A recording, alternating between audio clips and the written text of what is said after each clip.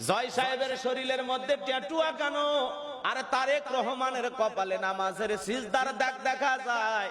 বাংলাদেশের সাবেক প্রধানমন্ত্রী শেখ হাসিনার ছেলে, নাম হলো জয়, যার নাই কোনো ভয়, আমেরিকায় বসবাস করতেছে, তার কোনো ভয় আছে? মিডিয়ার মাধ্যমে কথা বলতে গিয়ে হাফ গেঞ্জি পইরা যখন কথা বলতেছে, দুই হাতে দুইটা ট্যাটু দেখা গেল। ট্যাটু ট্যাটু চেনেন না আপনারা?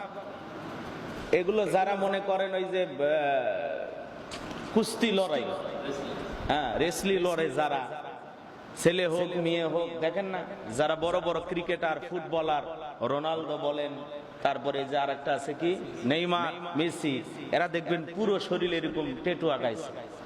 তো জয় সাহেবের দুই হাতের মধ্যে দুই ট্যাটু, এটা নিয়ে যুবকেরা আলোচনা করতেছে, আরে নেতার শরীরে যদি এরকম হয়, জনগণের শরীরেও থাকা দরকার, এটা সুন্নত মনে করতেছে, আমল মনে করতেছে। আবার এইটা নিয়ে যুবকেরা দুই নেতার ছবি দুই পাশে দিয়েছে, একটা হলো সাবেক প্রধানমন্ত্রী বেগম খালেদা জিয়ার সন্তান জনাব তারেক রহমান, তার ছবি এক সাইডে, আর জয় সাহেবের ছবি এক সাইডে।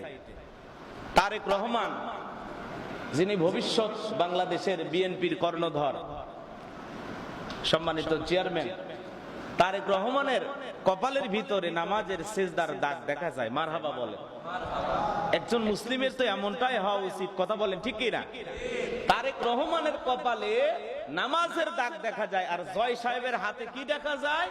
ট্যাটু দেখা যায়। এইটা নিয়ে যুবকের আলোচনা করতেছে, এই দুইজনের মধ্যে আগামীতে কাকে দেশের প্রধানমন্ত্রী হিসেবে দেখতে চান, এটা নিয়ে যুবকের আলোচনা করতেছে। জয় সাহেব ট্যাটু আঁকাইছে, তাকে প্রধানমন্ত্রী হিসেবে দেখতে চান, নাকি যে ব্যক্তি নামাজ আদায় করেছে তারেক রহমান, কপালে নামাজের দাগ দেখা যায়, এই ব্যক্তিকে দেশের প্রধানমন্ত্রী হিসেবে দেখতে চান? এটা হলো যুবকদের আবেগের জায়গা থেকে যুবকেরা দুইটা ছবি এক জায়গায় করে পোস্ট করতেছে। এটা করতেই পারে, যেহেতু দেশে বাক স্বাধীনতা ফিরে এসেছে, যে যার মতো মন্তব্য করতে পারে, বলতে পারে, এটা নিয়ে আমাদের তেমন কোনো কথা নাই। কিন্তু আগামীর প্রধানমন্ত্রী কে হবে এদেশের জনগণ ঠিক করবে, কথা বলেন ঠিক কিনা? কে হবে প্রধানমন্ত্রী, এটা একটা আলাদা চমক থাকবে। কে হবে, কারা হতে যাচ্ছে, এটা আমরা এখন প্রকাশ করব না, এটা জনগণ তার ভোটের রায় দিয়ে বলবে, কথা বলেন ঠিক কিনা? আগামীতে কে প্রধানমন্ত্রী হবে?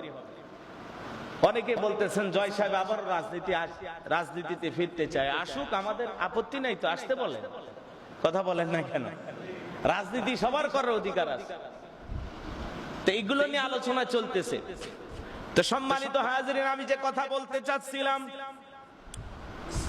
বাংলাদেশের সাবেক প্রধানমন্ত্রী শেখ হাসিনার ছেলে জয়, যার শরীরের মধ্যে ট্যাটু আঁকান দেখা যায়, ট্যাটু, আহারে শরীরের ভিতরে নায়কেরা যেরকম, ক্রিকেটার ফুটবলার খেলোয়াড়রা যেরকম শরীরের মধ্যে নানান ধরনের ট্যাটু আঁকায়, জয় সাহেবের শরীরের মধ্যে ট্যাটুর দাগ দেখা যায়, ট্যাটু অঙ্কন করা দেখা যায়। আবার পাশাপাশি সাবেক প্রধানমন্ত্রী বেগম খালেদা জিয়ার সন্তান তারেক রহমান, যার কপালের মধ্যে নামাজের সিজদার দাগ দেখা যায়। এগুলো নিয়ে যুবকেরা আলোচনা করতেছে, আগামীতে কাকে দেশের প্রধানমন্ত্রী হিসেবে আপনারা দেখতে চান? আমরা শুধু এতটুকু বলবো, আগামীতে দেশের প্রধানমন্ত্রী হবে তারা সত্যিকারের দেশপ্রেমিক এবং জনগণের ভালো কল্যাণ চাবে,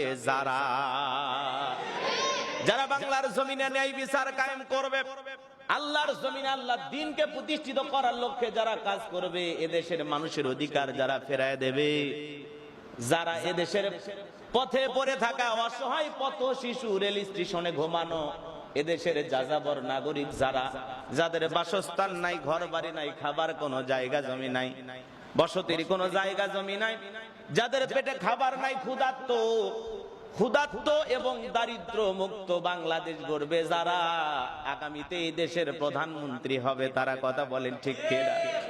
যারা এই দেশের প্রধানমন্ত্রীর দায়িত্ব নিলে এই দেশের দুঃখী মানুষ তারা না খেয়ে থাকবে না, বিনা চিকিৎসায় মারা যাবে না, ফুটপাতে ঘুমানো লাগবে না, এমন একজন নেতা আমরা চাই, যেই নেতার মাধ্যমে বাংলাদেশের সকল মানুষ নিরাপদে বসবাস করবে, কোনো হানাহানি থাকবে না, টেন্ডারবাজি থাকবে না, সাদাবাজি থাকবে না, সুদ থাকবে না, ঘুষ থাকবে না, দুর্নীতি থাকবে না, দেশের টাকা বিদেশে পাচার করবে না, এমন নেতা আগামীতে দেশের প্রধানমন্ত্রী হবে আমরা চাই, কথা বলেন ঠিক কিনা? এই জন্য সম্মানিত হাজিরিন, দিল দিয়া কথাগুলো বুঝবেন। তাহলে জয় সাহেবের শরীরের মধ্যে ট্যাটু আঁকানো, আর তারেক রহমানের কপালে নামাজের সিজদার দাগ দেখা যায়। যুবকেরা নিগুলো আলোচনা করতেছে, আমরা বলতে চাই মুসলিম যে নিজেকে দাবি করবে, হতে পারে প্রধানমন্ত্রী, হতে পারে রিকশা চালক, সবার জন্য 5 ওয়াক্ত সালাত আদায় করা এটা আমার আল্লাহর হুকুম, আমার রবের হুকুম। কথা বলেন ঠিক কিনা? জয় সাহেব যদি নিজেকে মুসলমান দাবি করে, তার উপরে 5 ওয়াক্ত নামাজ আদায় করা নফল না ফরজ? তারেক রহমান সাহেব যদি নিজেকে মুসলমান দাবি করে, তার উপরে 5 ওয়াক্ত সালাত আদায় করা ফরজ। কথা বলেন ঠিক কিনা? এই জন্য আগামীতে সমাজের নেতৃত্ব দিবে তারা, এই সমাজের সঠিক নেতৃত্ব দিবে তারা নামাজি আল্লাহওয়ালা মুত্তাকি বান্দা যারা, যাদের মাধ্যমে দেশে দুর্নীতি হবে না, টাকা পাচার হবে না, রাস্তাঘাটে বরাদ্দ হবে বিপুল পরিমাণের অঙ্কের টাকা, সেখান থেকে ভাগ বাটোয়ারা করে পেট পূজার রাজনীতি যারা করবে না, তাদেরকে আগামীর প্রধানমন্ত্রী বানানো হবে। কথা বলেন ঠিক কিনা? সম্মানিত হাজিরিন, এই জন্য আল্লাহ রাব্বুল আলামিন বলেন, ইয়াউমা তুকাল্লাবু ওয়ুজুহুহুম ফিন্নার,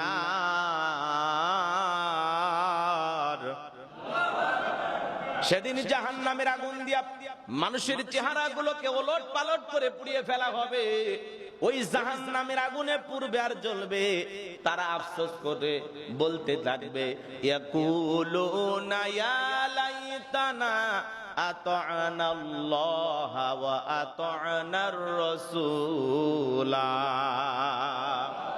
সেদিন যারা জাহান্নামের আগুনে জ্বলবে পুড়বে, যাদের চেহারাগুলোকে জাহান্নামের আগুন দিয়ে পুড়ে ওলট পালট করে ফেলা হবে, ওই জাহান্নামের আগুনে যারা জ্বলবে পুড়বে, জাহান্নামের আগুনে জ্বলতে জ্বলতে পড়তে পড়তে তারা আফসোস করে বলবে, ইয়াকুলুনা ইয়া লাইতানা আতা'না আল্লাহ ওয়া আতা'নার রাসূলা।